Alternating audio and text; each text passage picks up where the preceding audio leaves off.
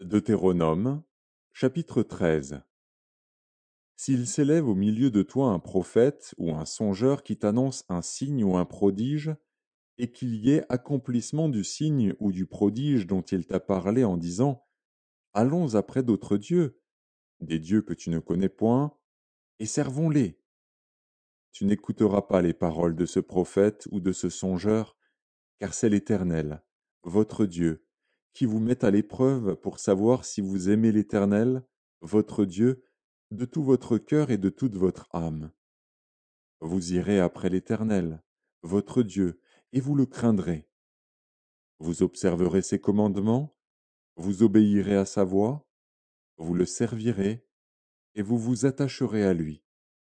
Ce prophète ou ce songeur sera puni de mort, car il a parlé de révolte contre l'Éternel, votre Dieu, qui vous a fait sortir du pays d'Égypte et vous a délivré de la maison de servitude, et il a voulu te détourner de la voie dans laquelle l'Éternel, ton Dieu, t'a ordonné de marcher.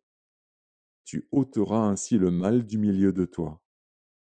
Si ton frère, fils de ta mère, ou ton fils, ou ta fille, ou la femme qui repose sur ton sein, ou ton ami que tu aimes comme toi-même, t'incite secrètement en disant Allons, et servons d'autres dieux, des dieux que ni toi ni tes pères n'avaient connus, d'entre les dieux des peuples qui vous entourent, près de toi ou loin de toi, d'une extrémité de la terre à l'autre, tu n'y consentiras pas, et tu ne l'écouteras pas.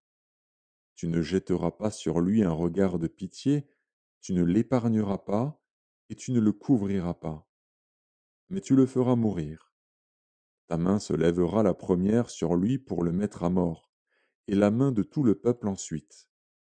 Tu le lapideras, et il mourra, parce qu'il a cherché à te détourner de l'Éternel, ton Dieu, qui t'a fait sortir du pays d'Égypte, de la maison de servitude. Il en sera ainsi, afin que tout Israël entende et craigne, et que l'on ne commette plus un acte aussi criminel au milieu de toi.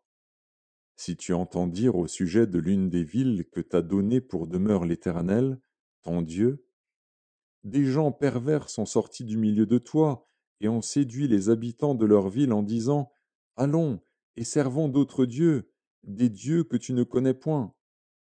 Tu feras des recherches, tu examineras, tu interrogeras avec soin. La chose est-elle vraie?